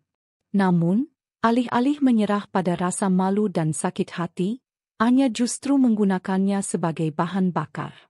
Ia tahu ia harus lebih kuat dari sebelumnya, tidak hanya untuk dirinya sendiri, tetapi juga untuk masa depan Gemilang Corp. Langkah pertama Anya adalah memulai proses perceraian.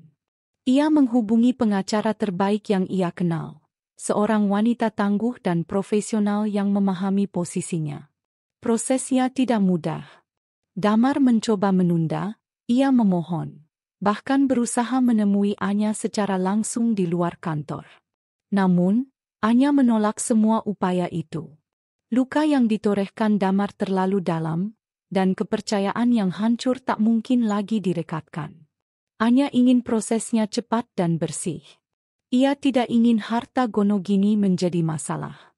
Baginya, kebebasan dan harga dirinya jauh lebih berharga daripada semua aset materi yang pernah mereka miliki bersama. Dokumen-dokumen perceraian segera diproses, dan Anya bertekad untuk menutup babak menyakitkan ini secepatnya. Di sisi perusahaan, Anya langsung mengambil alih penuh kendali. Ia mengadakan rapat darurat dengan seluruh jajaran direksi dan kepala departemen. Saya mengerti situasi ini sulit bagi kita semua. Anya memulai, suaranya tenang namun penuh otoritas. Namun, kita tidak boleh goyah. Gemilang Corp adalah fondasi yang kokoh, dibangun di atas kerja keras dan integritas. Kita akan melewati badai ini, dan kita akan keluar sebagai pemenang. Ia memaparkan rencana strategis baru, penyesuaian tim, dan langkah-langkah untuk menguatkan kembali citra perusahaan. Ia juga menekankan pentingnya moralitas dan etika dalam setiap aspek pekerjaan, mengingatkan semua orang tentang nilai-nilai inti Gemilang Corp. Anya bekerja lebih keras dari sebelumnya. Ia memimpin rapat hingga larut malam, meninjau setiap detail proyek, dan secara pribadi berbicara dengan para investor dan klien untuk meyakinkan mereka bahwa skandal ini tidak akan memengaruhi kinerja perusahaan. Ia menunjukkan data-data pertumbuhan yang solid, strategi ekspansi yang terencana, dan inovasi-inovasi produk yang sedang berjalan. Kepercayaan para stakeholder adalah kuncinya, dan Anya berhasil meyakinkan mereka dengan profesionalisme dan dedikasinya yang tak tergoyahkan. Salah satu langkah penting yang Anya lakukan adalah restrukturisasi tim inti. Ia mempromosikan beberapa karyawan berprestasi yang selama ini kurang mendapatkan sorotan, memberikan mereka kesempatan untuk mengisi kekosongan yang ditinggalkan Damar dan Kirana. Anya juga membentuk tim krisis komunikasi untuk menangani pemberitaan negatif di media, mengubah narasi dari skandal menjadi kisah tentang ketangguhan dan integritas perusahaan di bawah kepemimpinan yang kuat. Ia tahu bahwa reputasi adalah segalanya, dan ia tidak akan membiarkan skandal pribadi menghancurkan warisan orang tuanya. Setiap pagi, Anya bangun dengan tekad baru. Ia mengubah penthouse menjadi ruang kerja pribadinya, menghabiskan waktu berjam-jam untuk menelaah laporan dan menyusun strategi. Ia juga mulai kembali berolahraga rutin, mencari pelampiasan emosi melalui aktivitas fisik. Ada saat-saat di mana ia merasa sangat lelah dan sendirian, terutama di malam hari. Kenangan manis bersama Damar sesekali muncul, menusuk hatinya dengan rasa sakit.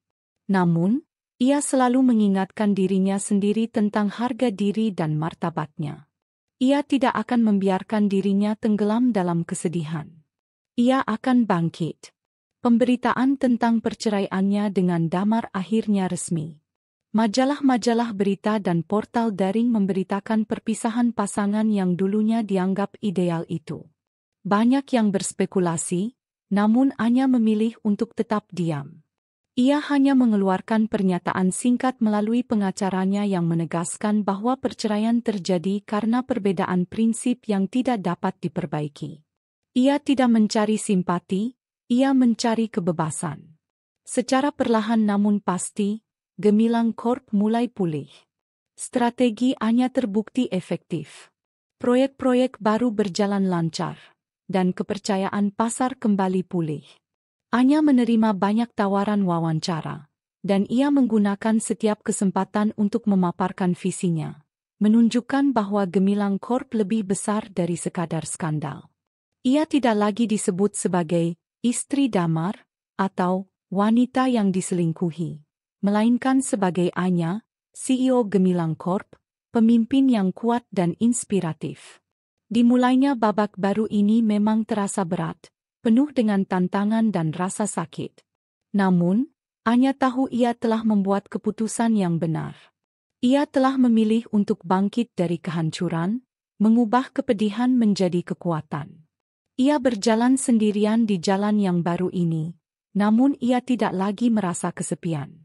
Ada tekad yang membara di dalam dirinya, tekad untuk membuktikan bahwa dari setiap kehancuran, selalu ada peluang untuk membangun kembali sesuatu yang lebih kuat, lebih baik, dan lebih bermakna.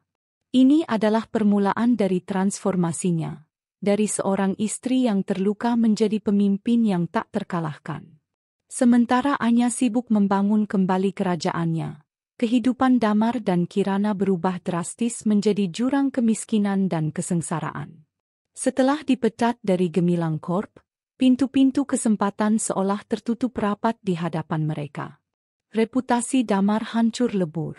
Berita skandalnya tidak hanya menyebar di media internal perusahaan, tetapi juga menjadi desas-desus hangat di kalangan industri. Tidak ada satupun perusahaan besar yang bersedia merekrutnya. Apalagi setelah Damar secara terang-terangan mendeklarasikan perselingkuhannya di acara publik. Semua koneksi dan relasi yang dulu ia banggakan kini menjauhinya. Takut reputasi mereka ikut tercemar. Kirana pun tak kalah menderita. Ia sempat mencoba melamar pekerjaan di beberapa perusahaan. Namun latar belakangnya sebagai pihak ketiga dalam skandal Gemilang Corp membuatnya menjadi target penolakan. Beberapa perusahaan bahkan secara terang-terangan menyebutkan bahwa mereka tidak ingin mengambil risiko merekrut seseorang yang terlibat dalam masalah moral. Mereka berdua, yang dulu hidup dalam kemewahan dan kenyamanan, kini harus menghadapi kenyataan pahit tanpa pekerjaan dan pendapatan tetap. Uang tabungan mereka menipis dengan cepat. Gaya hidup mewah yang biasa mereka jalani, makan di restoran mahal, membeli barang-barang branded, kini hanya tinggal kenangan. Mereka terpaksa pindah dari apartemen sewaan mewah Damar ke sebuah kontrakan kecil di pinggir kota. Suasana kontrakan itu jauh dari kata nyaman. Dindingnya lembab, perabotannya usang, dan suara bising dari jalanan seringkali mengganggu tidur mereka. Kirana, yang terbiasa hidup serba ada, mulai mengeluh. Sampai kapan kita akan hidup seperti ini, Damar? Keluhnya suatu malam, saat mereka hanya mampu makan mie instan untuk makan malam. Aku tidak pernah membayangkan akan jatuh sesusah ini. Damar, yang dulunya penuh percaya diri dan karismatik, kini tampak murung dan putus asa. Ia menghabiskan hari-harinya mencari pekerjaan, dari satu wawancara ke wawancara lain, namun selalu berujung pada penolakan. Ia bahkan mencoba pekerjaan lepas, namun penghasilannya tak cukup untuk menutupi kebutuhan sehari-hari.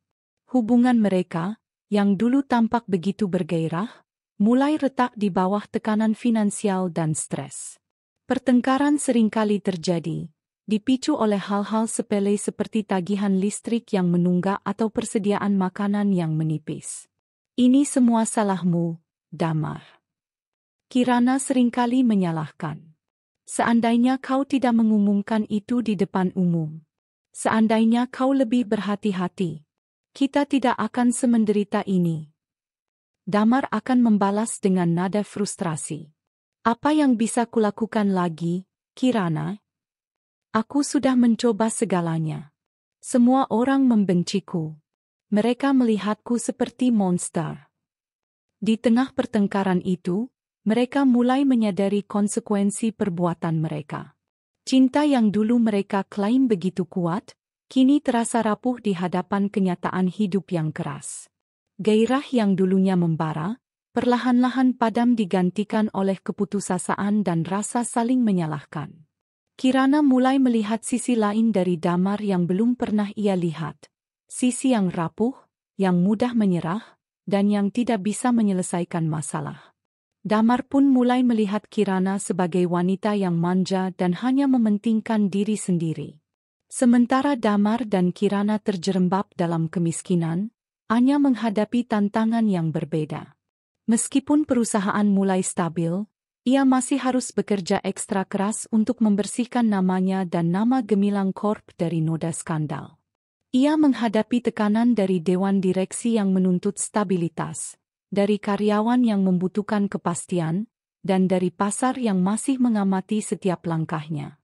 Malam-malam Anya diisi dengan laporan keuangan, strategi pemasaran, dan rapat virtual dengan mitra bisnis di berbagai belahan dunia. Namun, yang paling berat adalah menyembuhkan luka batinnya. Setiap malam, setelah semua pekerjaan usai, ia akan duduk sendirian di apartemennya, membiarkan keheningan menguasai.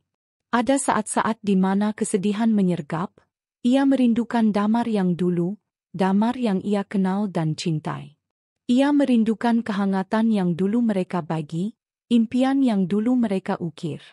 Rasa sakit itu masih ada, seperti luka yang belum sepenuhnya sembuh. Anya memutuskan untuk mencari bantuan profesional. Ia mulai rutin menemui terapis, berbicara tentang perasaannya, tentang pengkhianatan yang ia alami, dan tentang bagaimana ia bisa bangkit dari semua ini. Terapis membantunya untuk memproses emosinya, menerima kenyataan, dan fokus pada pemulihan diri. Anya juga kembali menekuni hobinya, melukis. Melalui sapuan kuas di atas kanvas, ia menuangkan semua rasa sakit, amarah, dan harapan, mengubah emosinya menjadi karya seni yang indah. Di sisi lain kota, Damar dan Kirana terus berjuang. Mereka kadang hanya makan 1 kali sehari. Damar bahkan pernah mencoba melamar sebagai sopir taksi online. Namun SIM-nya sudah mati dan ia tidak punya uang untuk memperpanjangnya. Kirana mencoba berjualan makanan ringan secara online, namun persaingan sangat ketat dan pendapatannya tidak menentu. Mereka semakin jauh dari kehidupan mewah yang pernah mereka nikmati, dan semakin dekat dengan jurang keputusasaan. Mereka mulai menyadari betapa mahalnya harga sebuah pengkhianatan, dan betapa cepatnya roda nasib bisa berputar. Jalan terjal menuju pemulihan Anya, dan jalan terjal menuju kemiskinan Damar dan Kirana, adalah cerminan ironis dari pilihan-pilihan yang telah mereka buat. Waktu adalah penyembuh terbaik, demikian kata pepatah lama, dan bagi Anya, pepatah itu terbukti benar. Tahun berganti tahun, dan setiap hari adalah langkah baru dalam perjalanan pemulihannya. Ia tidak lagi sama dengan Anya yang hancur di malam pengkhianatan Damar dan Kirana. Luka di hatinya belum sepenuhnya hilang, namun kini telah berubah menjadi bekas luka yang memberinya kekuatan dan kebijaksanaan. Ia telah belajar banyak tentang dirinya sendiri, tentang kekuatan batin yang tak ia sangka dimilikinya. Dulu, Anya mendefinisikan kebahagiaan dari keberadaan Damar di sisinya, dari citra pasangan sempurna yang mereka proyeksikan. Namun, setelah semua badai berlalu, Anya menyadari bahwa kebahagiaan sejati berasal dari dalam dirinya sendiri. Kejadian menyakitkan itu, meskipun awalnya terasa seperti akhir dunia, justru membebaskannya dari belenggu masa lalu. Ia tidak lagi terikat pada harapan dan ekspektasi orang lain terhadap pernikahannya. Ia bebas menentukan jalannya sendiri, tanpa bayang-bayang orang lain. Gemilang Corp, di bawah kepemimpinan tunggal Anya, berkembang pesat. Ia tidak hanya berhasil mengembalikan reputasi perusahaan, tetapi juga membawa inovasi-inovasi baru yang lebih berani.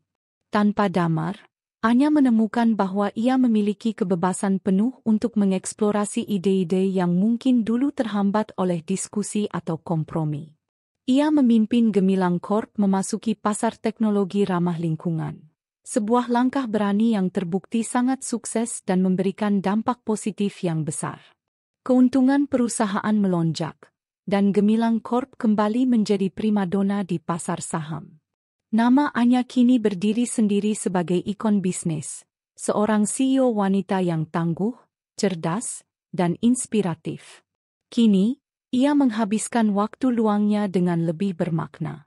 Sesi terapi yang ia ikuti membantunya untuk lebih memahami emosinya dan mengembangkan mekanisme coping yang sehat. Anya juga semakin mendalami hobinya melukis, menghabiskan berjam-jam di studionya, menciptakan karya-karya seni abstrak yang merefleksikan perjalanan emosinya. Ia juga mulai aktif bergabung dengan komunitas filantropi, menyumbangkan sebagian waktunya untuk berbagai kegiatan sosial. Ini memberinya kepuasan yang tidak pernah ia dapatkan dari keuntungan bisnis semata. Refleksi mendalam membawanya pada pemahaman baru tentang cinta dan pengampunan. Ia menyadari bahwa memendam dendam hanya akan merugikan dirinya sendiri. Meskipun ia tidak akan pernah melupakan rasa sakit itu, ia belajar untuk memaafkan Damar. Bukan untuk Damar, melainkan untuk kedamaian hatinya sendiri. Pengampunan itu bukan berarti ia akan kembali pada Damar, melainkan sebuah bentuk pelepasan dari beban emosional yang selama ini ia pikul. Anya juga menemukan sahabat-sahabat baru, wanita-wanita kuat dan inspiratif yang memahami perjalanannya. Mereka saling mendukung, berbagi cerita, dan tumbuh bersama. Lingkaran sosial Anya kini dipenuhi dengan orang-orang positif yang memberikan energi baik, jauh dari drama dan kepalsuan. Ia seringkali menghabiskan akhir pekan dengan mereka, entah itu mendaki gunung, mengikuti kelas memasak, atau sekadar berbagi tawa di kafe. Suatu sore, saat Anya sedang bekerja di kantor, ia menerima email dari seorang kolega lama yang kini tinggal di luar negeri. Dalam email itu, kolega tersebut menanyakan kabar Anya dan juga menyinggung sekilas tentang Damar dan Kirana. Ia mendengar bahwa kehidupan mereka sangat sulit, mereka berdua hidup dalam kemiskinan dan Kirana sudah meninggalkannya. Anya membaca email itu dengan tenang. Tidak ada rasa puas, tidak ada rasa dendam. Hanya ada sedikit rasa kasihan. Ia tahu bahwa setiap orang menuai apa yang mereka tabur, dan Damar serta Kirana sedang menghadapi konsekuensi dari pilihan mereka. Anya berdiri di dekat jendela kantornya yang megah, menatap pemandangan kota di bawahnya. Ia telah melewati badai yang hebat, dan kini ia berdiri tegak, lebih kuat dan lebih bijaksana dari sebelumnya. Ia tidak lagi mencari kebahagiaan dari luar, tetapi menemukannya dalam diri. Ia telah tumbuh menjadi wanita yang luar biasa, seorang pemimpin yang dihormati, dan seorang individu yang berdamai dengan masa lalunya. Kehancuran itu memang menyakitkan, namun justru membuka jalan bagi pertumbuhan pribadi dan profesional yang luar biasa. Anya tahu, perjalanan ini masih panjang, namun ia siap menghadapi setiap tantangan dengan kepala tegak, karena ia telah menemukan kekuatan sejatinya. Beberapa tahun telah berlalu sejak badai menerpa hidup Anya. Kehidupannya kini stabil, penuh makna, dan jauh dari hiruk-pikuk drama masa lalu. Gemilang Corp terus melaju di bawah kepemimpinannya, mencapai puncak-puncak baru yang tak terbayangkan sebelumnya. Anya, sang CEO tangguh, kini lebih sering diundang sebagai pembicara inspiratif di berbagai forum bisnis dan pemberdayaan wanita. Ia adalah simbol kekuatan dan ketahanan, sebuah bukti bahwa kehancuran bisa melahirkan kebangkitan yang luar biasa. Suatu sore, saat Anya sedang memeriksa email di kantornya, sebuah nama muncul di kotak masuknya yang tak pernah ia duga, Damar. Jantungnya berdesir pelan. Nama itu, yang dulunya memicu badai emosi, kini hanya menyisakan sedikit riak. Ia ragu sejenak, namun rasa ingin tahu dan kedewasaan batinnya mendorongnya untuk membuka email tersebut. Isi email itu singkat, ditulis dengan nada yang sangat berbeda dari Damar yang dulu ia kenal. Bukan lagi sosok yang arogan atau penuh percaya diri, melainkan seseorang yang terdengar rapuh dan penuh penyesalan. Subjek: sebuah permintaan maaf tulus. Anya, aku tahu ini mungkin tak akan pernah sampai padamu, atau jika sampai, mungkin kau akan langsung menghapusnya. Tapi aku harus mencoba. Aku harap kau baik-baik saja, dan aku sangat tahu kau pasti jauh lebih baik. Aku mendengar tentang kesuksesan Gemilang Corp di bawah kepemimpinanmu. Aku bangga padamu, Anya, sungguh. Aku menulis ini bukan untuk meminta apapun darimu, bukan untuk mencari simpati, apalagi untuk kembali ke kehidupanmu. Aku tahu itu mustahil. Aku hanya ingin menyampaikan permintaan maaf yang tulus dari lubuk hatiku yang paling dalam. Aku tahu aku telah melakukan kesalahan yang tidak termaafkan. Aku menghancurkan kepercayaanmu. Aku mempermalukanmu di depan banyak orang. Dan aku telah merenggut kebahagiaanmu. Aku bodoh, Anya. Aku menyesali setiap detik perbuatanku. Hidupku setelah itu adalah neraka. Aku kehilangan segalanya. Pekerjaanku, reputasiku, dan ya, Kirana juga sudah meninggalkanku. Aku hidup dalam kemiskinan, merasakan sendiri bagaimana rasanya terpuruk. Ini adalah karma yang pantas kudapatkan. Aku sering memikirkanmu, Anya. Aku tahu aku tidak pantas untukmu, dan kau pantas mendapatkan yang jauh lebih baik. Aku hanya berharap suatu hari nanti, meskipun hanya sedikit, kau bisa mengampuniku. Aku tidak berharap balasan, aku hanya ingin kau tahu bahwa penyesalanku ini nyata. Semoga kau selalu bahagia. Damar. Anya membaca email itu berulang kali. Tidak ada amarah yang meledak, tidak ada rasa dendam yang membara. Yang ada hanyalah sebuah kesedihan samar. Ia bisa merasakan ketulusan dalam setiap kata yang ditulis Damar. Ada penyesalan yang mendalam, sebuah refleksi dari penderitaan yang telah ia alami. Damar, yang dulu begitu sombong, kini terdengar begitu hancur. Ia menutup email itu dan bersandar di kursinya. Bertahun-tahun yang lalu, ia mungkin akan merayakan penderitaan Damar. Namun kini, ia tidak merasakan apapun selain kedamaian. Ia telah melalui proses panjang untuk memaafkan Damar. Bukan karena Damar memintanya, tetapi demi kebebasan jiwanya sendiri. Pengampunan itu sudah ia berikan jauh sebelum email ini datang. Anya tidak membalas email tersebut. Ia tidak perlu membalas. Bagi Anya, proses pengampunan adalah sebuah perjalanan pribadi, sebuah pilihan untuk melepaskan beban dan melangkah maju. Email Damar adalah konfirmasi bahwa Damar telah belajar dari kesalahannya. sebuah bukti bahwa karma bekerja pada jalannya sendiri. Ia tidak merasakan kebencian, tetapi juga tidak merasakan keinginan untuk kembali berhubungan atau bahkan bertemu. Batasan itu sudah jelas. Beberapa hari kemudian, sebuah artikel berita daring muncul di lini masa Anya, yang secara tidak sengaja ia lihat. Artikel itu membahas tentang jatuh bangunnya mantan eksekutif perusahaan ternama, dan menampilkan foto Damar yang terlihat jauh lebih kurus dan kusam. Artikel itu menyebutkan bahwa Damar kini bekerja serabutan dan hidup dalam kondisi sulit.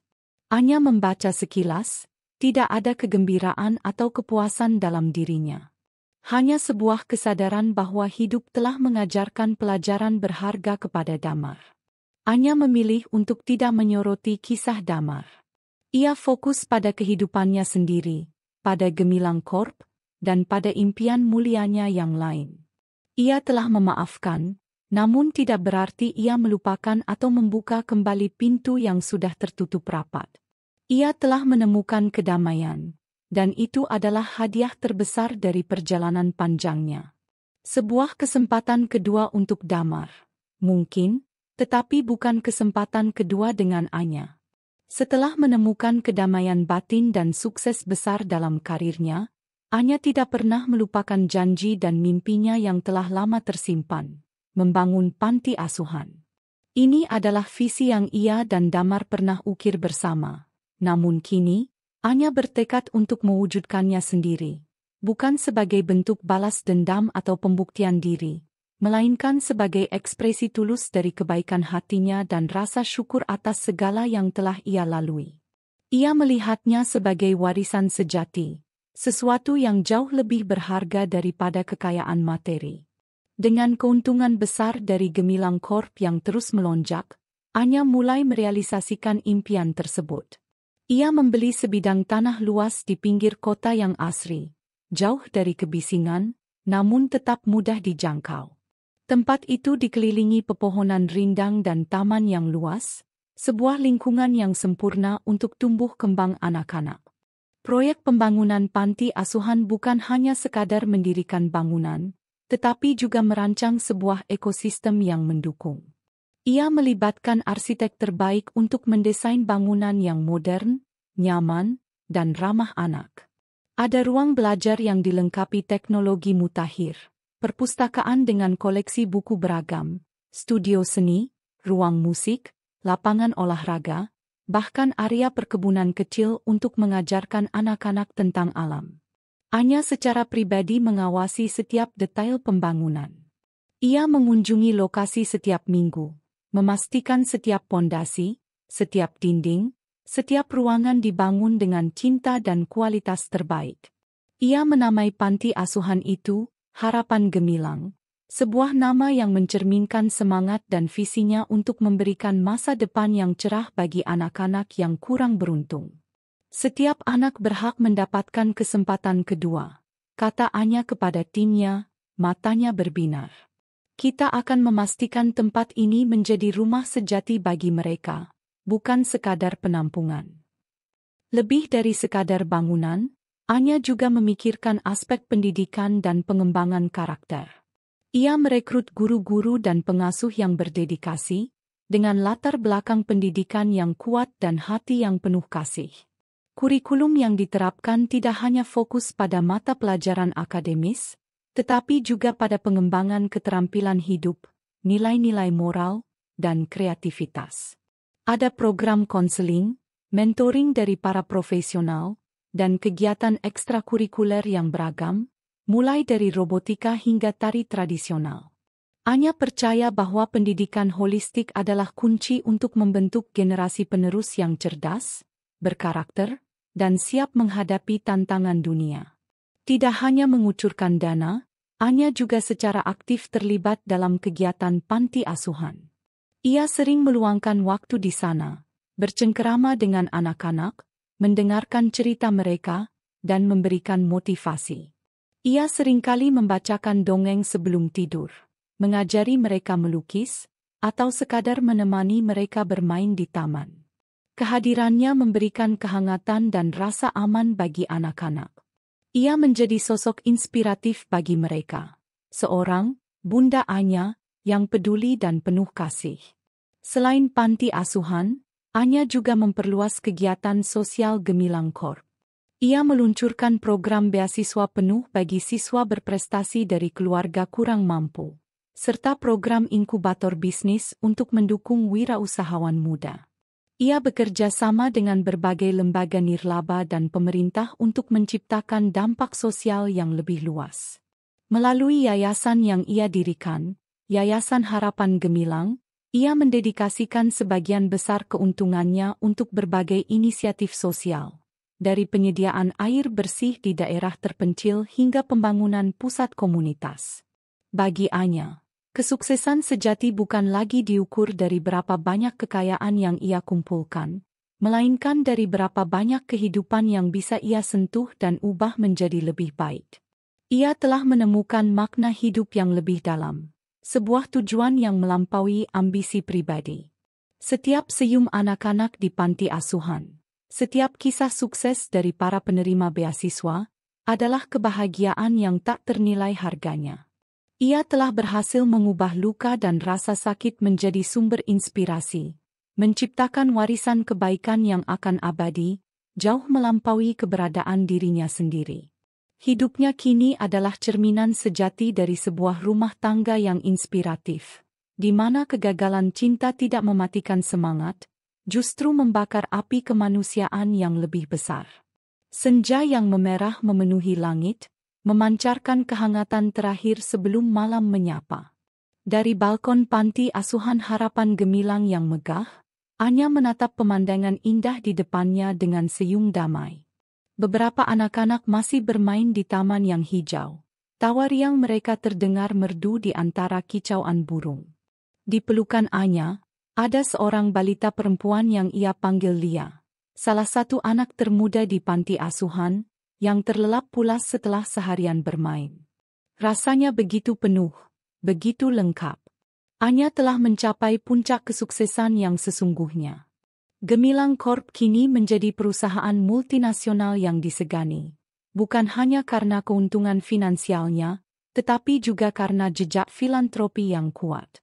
Anya adalah figur yang dihormati, seorang pemimpin yang tidak hanya cerdas, tetapi juga memiliki hati yang mulia. Ia telah menerima berbagai penghargaan, bukan hanya di bidang bisnis, tetapi juga kemanusiaan. Namun, semua itu terasa tidak sebanding dengan kebahagiaan yang ia rasakan saat ini, memeluk seorang anak yang ia berikan masa depan. Ia telah memaafkan Damar. Proses pengampunan itu memang tidak mudah, memakan waktu bertahun-tahun, melibatkan air mata dan refleksi mendalam. Namun, kini, tidak ada lagi jejak amarah atau kebencian di hatinya. Ia mengerti bahwa Damar juga manusia, yang membuat kesalahan fatal. Penderitaan yang Damar alami setelahnya adalah konsekuensi dari pilihannya, dan Anya tidak lagi merasa perlu untuk menambah beban itu. Pengampunan baginya adalah kebebasan, sebuah cara untuk melepaskan diri dari rantai masa lalu. Namun, memaafkan tidak berarti melupakan.